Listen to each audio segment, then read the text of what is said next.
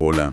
Este análisis de historia integral argentina, análisis del tomo La clase media en el poder, es el último de esta serie de presentaciones. Ujú. Las primeras páginas tratan de la clase media en el poder, los gobiernos radicales, 1916-1930, que es un artículo de contexto.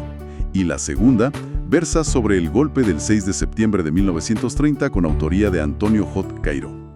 Exacto.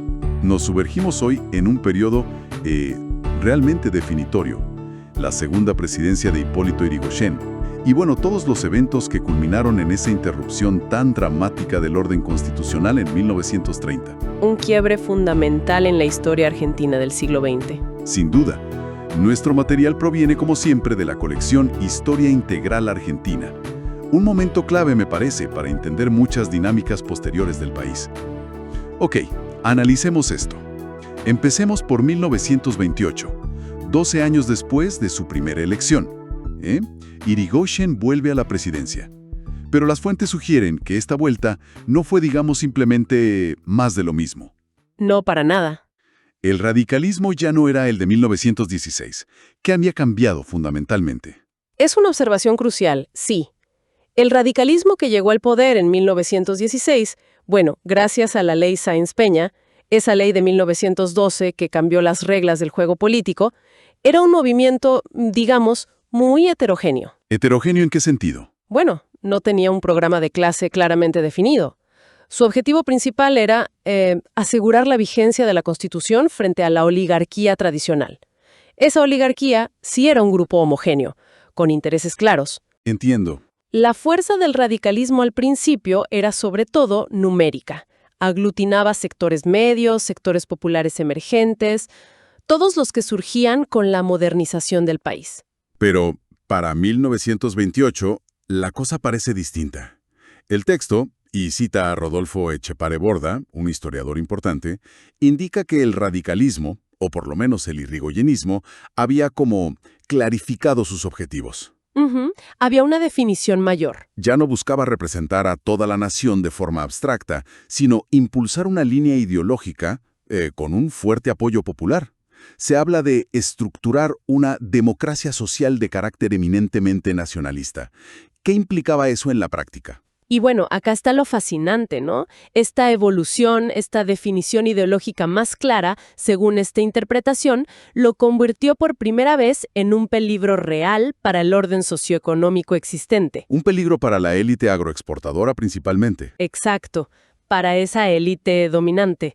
Mientras el radicalismo fue visto como una minoría, sí, un poco desorganizada, que buscaba reformas dentro del sistema liberal, bueno, fue combatido políticamente, pero se lo toleró. Se lo bancaron, digamos. Claro, pero al perfilarse como la representación institucionalizada de sectores obreros, clases medias, que empezaban a ser conscientes de su dependencia económica. Dependencia interna y externa. Sí, tanto interna como frente al capital internacional.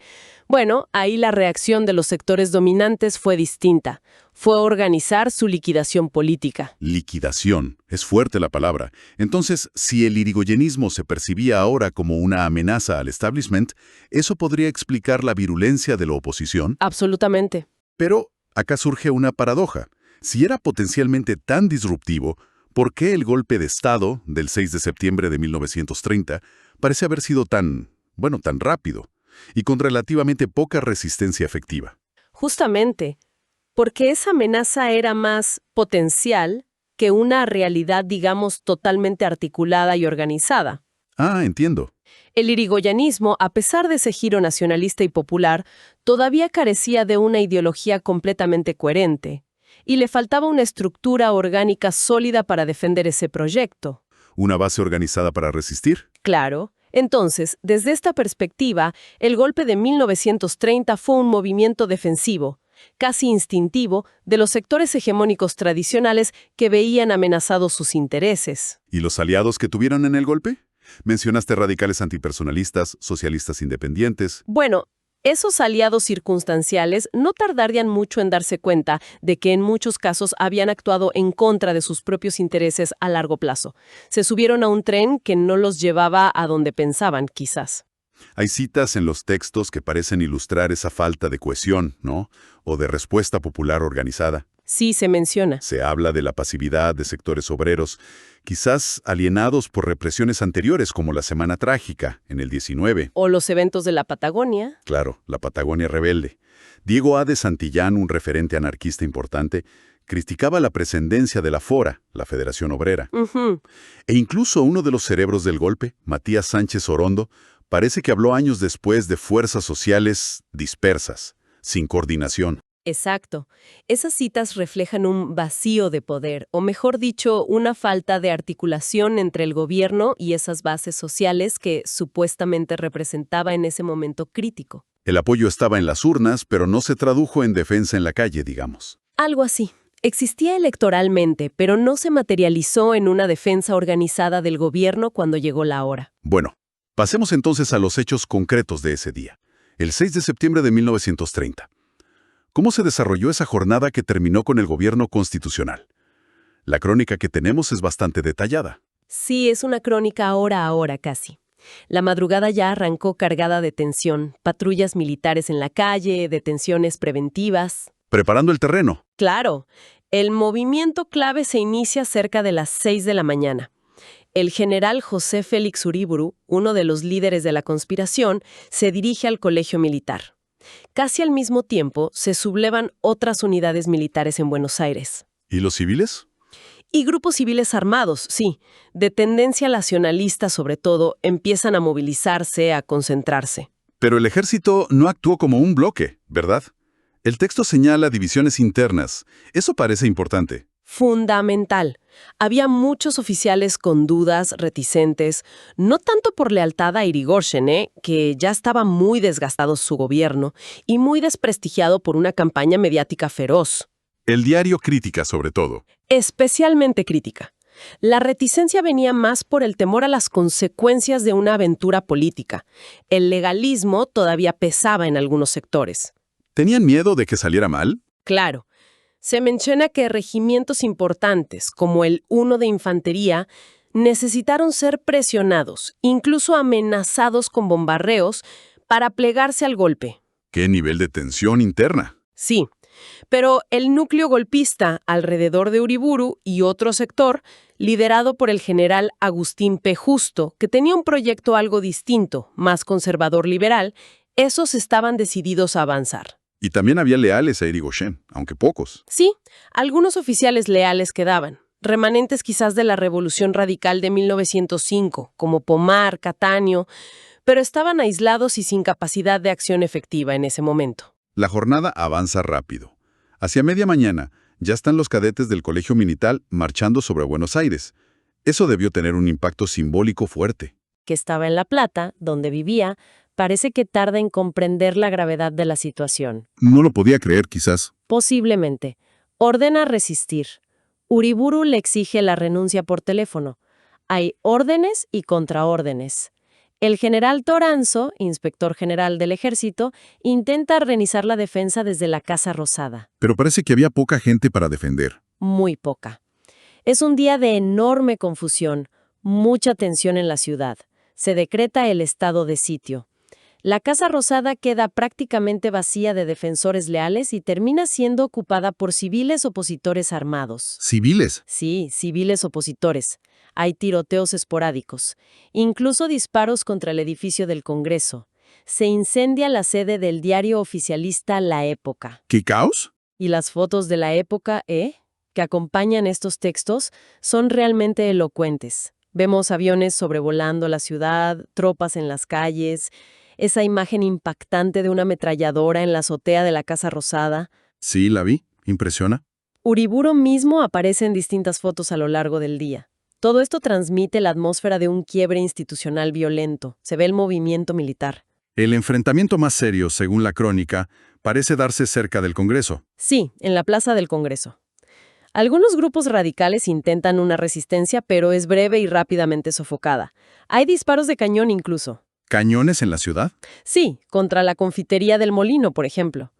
Después de eso, Uriburu y Justo avanzan por la Avenida de Mayo hacia la Casa Rosada, ya sin oposición militar seria. ¿Y en la Casa Rosada qué pasa? Allí Uriburu se encuentra con el vicepresidente, Enrique Martínez, que había quedado a cargo porque Irigoyen seguía en La Plata. La exigencia es clara: rendición incondicional. Y Martínez no tenía cómo resistir. No, sin fuerzas leales efectivas, cede. Es interesante lo que apuntan las fuentes sobre la reacción de la gente en la calle. ¿Hubo apoyo popular al golpe? Más que una adhesión masiva, parece haber sido una mezcla de, bueno, curiosidad, expectación, en muchos sectores, quizá alivio por el fin de un gobierno que se percibía como ineficaz, desgastado, pero no necesariamente un apoyo entusiasta a la dictadura militar que se estaba instalando. Fue como espectadores. En gran medida sí, el famoso paseo militar de Uriburu. Las fotos de la multitud en Plaza de Mayo días después, durante la jura de Uriburu como presidente provisional, muestran gente, sí, pero no transmiten necesariamente un fervor revolucionario generalizado. Hay distintas interpretaciones sobre esa reacción. Y el desenlace formal llega esa misma tarde-noche, entonces. Sí, cerca de las 8 de la noche, Irigoyen finalmente firma su renuncia en La Plata. Disponemos de fotos de esos documentos históricos. Son impresionantes. Los telegramas, el texto manuscrito de la renuncia. ¿De Irigoyen y de Martínez también? De ambos, sí. Horas después, ya de noche, se disuelve el Congreso Nacional. Hay otra foto que muestra el decreto firmado por Uriburu. Y se nombra el gabinete del gobierno provisional, que jura ahí mismo, en Plaza de Mayo. ¿Y ese gabinete qué nos dice? El nuevo gabinete es muy revelador del carácter del golpe. Los nombres lo dicen casi todo. Uriburu como presidente provisional, Santa Marina, Sánchez Orondo, Becar Varela, Bosch, apellidos ligados a la élite tradicional, a sectores conservadores, nacionalistas, de derecha. Todos nombres del establishment de la época. Exacto. Y Agustín P. Justo queda como comandante en jefe del ejército. Una posición clave para lo que vendría después. Claro, preparándose para el futuro. Y las fotos también nos dejan imágenes bastante sombrías, ¿no? El depuesto vicepresidente Martínez con cara de circunstancias. O esa escena triste de un carro municipal recogiendo los restos del mobiliario de la casa de Irigoyen que había sido incendiada por opositores. Un final violento y humillante para el gobierno radical. Sí, sin duda. Entonces, saliendo un poco de la crónica del día, ¿cómo podemos entender las causas más profundas de este quiebre? El análisis de Cairó, en el texto, propone mirar los antecedentes, todo el ciclo radical y las consecuencias. Exacto. Es necesario ampliar la mirada. Si conectamos esto con el panorama general, los antecedentes nos llevan, bueno, al modelo agroexportador argentino, consolidado a fines del siglo XIX, muy dependiente de los mercados externos, sobre todo de Gran Bretaña. Y a los cambios sociales. Claro, la inmigración masiva que transformó la sociedad argentina. Creó clases medias urbanas, un proletariado industrial incipiente. Y eso generó demandas de participación. Por supuesto, de ahí viene la lucha por la participación política que llevó a la creación de la Unión Cívica, luego la UCR y finalmente la Ley Sáenz Peña en 1912, que permitió el triunfo de Irigoyen en 1916. Ese primer gobierno de Irigoyen, 1916-1922, se presentan los textos como bastante ambivalente. Sí, tiene luces y sombras. Por un lado, avances democráticos. El más famoso, la Reforma Universitaria de 1918. Un movimiento estudiantil clave, con impacto en toda América Latina. Sí, un hito progresista importante, apoyado por Irigoyen. Pero por otro lado, episodios de represión obrera muy dura. La Semana Trágica en Buenos Aires, la Patagonia rebelde. Exacto, contradicciones fuertes. Luego vino la presidencia de Marcelo T. de Alvear, entre 1922 y 1928. Él representaba al ala antipersonalista del radicalismo, más conservadora, más cercana a la élite. Fue un periodo de relativa calma, ¿no? Sí, de cierta calma política y prosperidad económica aparente. También fue un periodo donde creció la influencia económica norteamericana en el país. Y entonces llega la segunda presidencia de Irigoyen, en 1928, ya en un contexto muy diferente al de 1916. Muy diferente. Intenta profundizar un nacionalismo económico, sobre todo con el tema del petróleo, buscando el monopolio estatal a través de YPF. Y también algunas políticas sociales. Sí, intenta avanzar en algunas reformas laborales, pero choca con muchos problemas. dificultades en la gestión administrativa, acusaciones de corrupción, reales o exageradas por la oposición, y sobre todo una oposición política y mediática mucho más organizada y hostil que en su primer mandato. Y como si fuera poco, sobreviene la crisis de 1929, la Gran Depresión. ¿Qué papel jugó? Siempre se la menciona como un factor determinante. Tuvo un impacto devastador, no hay duda. La crisis mundial golpeó de lleno la economía argentina. Nuestra economía dependía totalmente de exportar materias primas, y los precios internacionales se desplomaron. Se cerraron los mercados. Exacto, y eso provocó una crisis financiera interna, caída brutal de la producción, desempleo masivo, baja de salarios, devaluación del peso, un combo terrible. ¿Y eso cómo afectó al gobierno de Irigoyen? Erosionó fuertemente su base social de apoyo.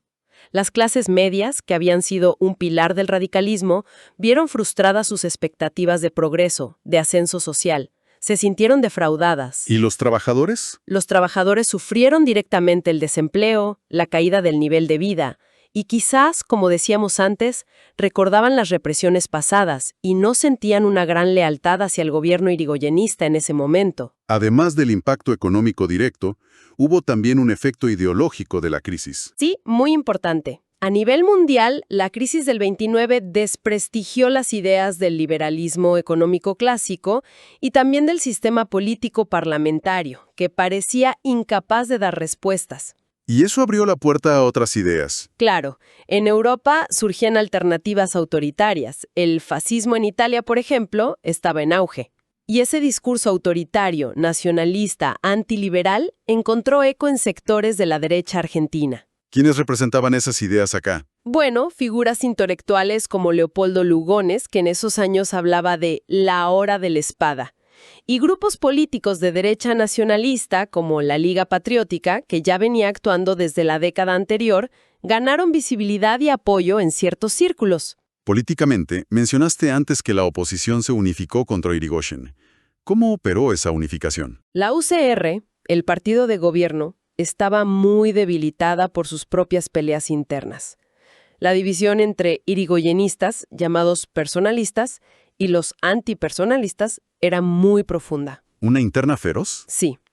Y la oposición, los conservadores de siempre, los socialistas independientes, que se habían separado del Partido Socialista, y los propios radicales antipersonalistas, logró coordinar acciones. ¿Cómo por ejemplo? Bueno, por ejemplo, con el llamado Manifiesto de los 44 legisladores, que denunciaba al gobierno. Lograron bloquear leyes clave en el Senado, donde Irigoyen no tenía mayoría, como la Ley de Nacionalización del Petróleo. El famoso proyecto petrolero. Exacto. Y la campaña de prensa, como ya dijimos, sobre todo desde el diario Crítica de Natalio Botana, fue implacable. Creó un clima de opinión pública muy negativo hacia el gobierno, acusándolo de senilidad, Irigoyen ya era mayor, de corrupción, de inoperancia. Un desgaste constante. Constante y muy efectivo. Y finalmente, el factor militar. Las Fuerzas Armadas. ¿Cómo se posicionaron en todo esto? Estaban descontentas con el gobierno por diversas razones. Había cuestiones presupuestarias, malestar por las políticas de ascensos que consideraban digitadas por el gobierno y también diferencias ideológicas crecientes. ¿Y estaban unidas en el descontento? Estaban descontentas, pero también divididas sobre qué hacer. Había básicamente dos conspiraciones principales en marcha dentro del ejército. Dos. Sí. Una, la que lideraba el general Uriburu. Era de corte más nacionalista autoritario, muy influida por el fascismo europeo. Proponía una reforma constitucional profunda de tipo corporativista. ¿Corporativista? ¿Qué significa eso? Un sistema donde la representación política no fuera por partidos políticos, sino por corporaciones, sindicatos, asociaciones empresariales, el ejército, la iglesia. Y quería suprimir el sufragio universal de la ley Sáenz Peña. Un proyecto claramente antidemocrático. ¿Y la otra conspiración? La otra la lideraba el general Agustín P. Justo. Era más pragmática, tenía el apoyo de políticos conservadores y también de los radicales antipersonalistas. Su objetivo era derrocar a Irigoyen, sí, pero manteniendo la ley Sáenz Peña. Querían restaurar un orden liberal conservador, parecido al que existía antes de 1916, pero con la fachada del voto popular. Dos proyectos distintos para después del golpe. Muy distintos. Hubo negociaciones complejas entre ambos sectores en los meses previos al golpe. Finalmente, Justo y sus aliados civiles lograron imponer condiciones, moderando los planes originales de Uriburu y asegurando una participación civil en el futuro gobierno. Una interna militar que definió el tipo de golpe. Exactamente. Definió el carácter inicial del gobierno que surgió del golpe.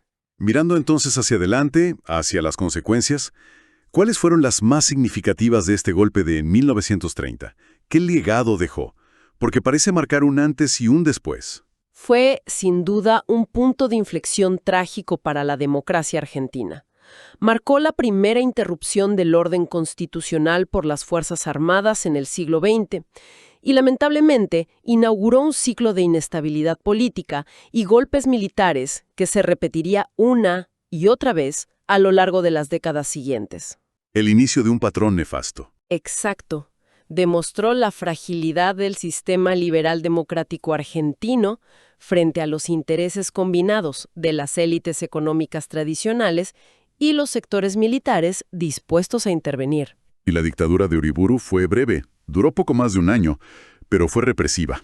¿Y económicamente? Económicamente se ratificó la dependencia externa, algo que se consolidaría poco después, ya bajo el gobierno de Justo, con acuerdos como el famoso Pacto Roca-Runciman de 1933 con Gran Bretaña, que aseguraba cuotas de exportación de carne a cambio de concesiones muy favorables para los intereses británicos. Se mantuvo el modelo agroexportador dependiente. Se intentó mantenerlo a toda costa. Y lo más grave, quizás, fue el precedente que sentó. La idea de que las Fuerzas Armadas podían actuar como árbitros de la política nacional. Como un poder por encima de la Constitución. Exacto. Anulando la voluntad popular expresada en las urnas cuando los resultados electorales no eran del agrado de los sectores dominantes. Eso se vio casi inmediatamente, en 1931, cuando Uriburu anuló las elecciones que había ganado el radicalismo en la provincia de Buenos Aires. Y se repetiría muchas veces más. Muchas. En 1943, 1955, 1962, 1966 y el último y más terrible en 1976. Ese patrón de intervención militar se inauguró en 1930. Sin embargo, paradójicamente, algunas fuentes señalan que este periodo de crisis y dictadura también impulsó ciertos cambios económicos, ¿no? Sí, es una paradoja interesante. A largo plazo, las políticas económicas que se tuvieron que implementar después de la crisis del 30, más por necesidad impuesta por el contexto internacional que por convicción. Por la caída del comercio mundial. Claro. Esas políticas fomentaron, casi sin quererlo al principio, un modelo de industrialización por sustitución de importaciones, la famosa ISI. Había que producir acá lo que ya no se podía importar. Exactamente. Y eso llevó gradualmente al crecimiento de la industria nacional y con ella al crecimiento del proletariado industrial urbano, un nuevo actor social que reconfiguraría profundamente la estructura social y las alianzas políticas en las décadas siguientes. Sentando las bases para fenómenos posteriores. Como el peronismo, por ejemplo. Fue, en cierto modo, un intento de modernización conservadora. Buscaba preservar el poder de la élite tradicional adaptándose a las nuevas circunstancias económicas mundiales, pero sin alterar las estructuras fundamentales de dependencia externa y desigualdad social interna. Muy interesante esa tensión. Bueno, todo este análisis histórico, tan denso, inevitablemente nos lleva a pensar en el presente, ¿no? Es casi inevitable, sí, la historia interpela. Los textos proponen algunas preguntas para reflexionar. Me parece bueno plantearlas, como una forma de diálogo imaginario con la clase media de ayer y, ¿por qué no?, con la de hoy. Adelante. Primero, sobre la representación política. Si vimos que el radicalismo fue el vehículo inicial de la clase media para acceder al poder, ¿cómo busca hoy la clase media argentina su representación? ¿Hay ecos de aquella dinámica, de aquella heterogeneidad, de aquellas tensiones? Una pregunta clave para la política actual. Segundo, el impacto de las crisis económicas. Vimos el efecto brutal de la crisis del 29 en las aspiraciones y la estabilidad de la clase media. ¿Qué paralelismos encontramos con las crisis económicas más recientes en Argentina? ¿Cómo se manifiestan hoy esas tensiones sociales que generan? La recurrencia de las crisis es un tema central argentino. Tercero, la composición social. La inmigración europea fue un factor determinante en la configuración de aquella clase media. Hoy, ¿qué rol juegan los nuevos flujos migratorios, internos y externos, y los cambios demográficos en la forma que toma la clase media y el mercado laboral? ¿Qué cambió que permanece? La sociedad argentina sigue en transformación constante. Y cuarto, quizás la más inquietante, la fragilidad democrática. Vimos que el golpe fue una reacción defensiva de las élites ante lo que percibían como una amenaza. Pensando en eso, ¿cuáles son hoy los mecanismos fundamentales para defender la democracia en Argentina? Frente a los desafíos institucionales, frente a las tensiones sociales y políticas que siempre existen. Una reflexión necesaria, siempre. Cuidar la democracia. Son preguntas que quedan flotando, me parece. Y ahora sí, para cerrar nuestra revisión del tomo 6 de la historia integral argentina, que se llama La clase media en el poder, valdría la pena recapitular brevemente la visión general que los autores presentan sobre este sector social a lo largo de todo el volumen. Porque no solo hablamos del golpe hoy. Exacto. Es bueno tener una visión de conjunto del tomo. Y la imagen que emerge es compleja, llena de matices, de contradicciones. No es una visión monolítica de la clase media. ¿Cómo la caracterizarías? Bueno, hemos visto a la clase media aparecer como esa fuerza numérica clave que impulsó al radicalismo al poder, buscando quizás más una democratización del sistema político, una apertura, que la defensa de intereses de clase unificados y con un programa claro. ¿Más reactiva que proactiva, al principio? Podría ser. Se nota una ambivalencia inicial. Y luego, especialmente en el periodo de Alvear y en la fuerte oposición a Irigoyen, al final, se ve un giro en muchos de sus sectores hacia posiciones que podríamos calificar de liberalismo conservador. ¿Mostrando una falta de coherencia ideológica? Una falta de coherencia ideológica sostenida en el tiempo, sí. El tomo también expone fracturas internas muy notables dentro de esa clase media. Por ejemplo, el impulso progresista de sectores medios urbanos, universitarios, en la reforma universitaria de 1918, contrasta fuertemente con la aparente indiferencia o incluso hostilidad de otros sectores de esa misma clase media frente a las luchas obreras más duras. como las que mencionamos, la Semana Trágica, la Patagonia. Exactamente. Hay una desconexión ahí, o visiones muy distintas.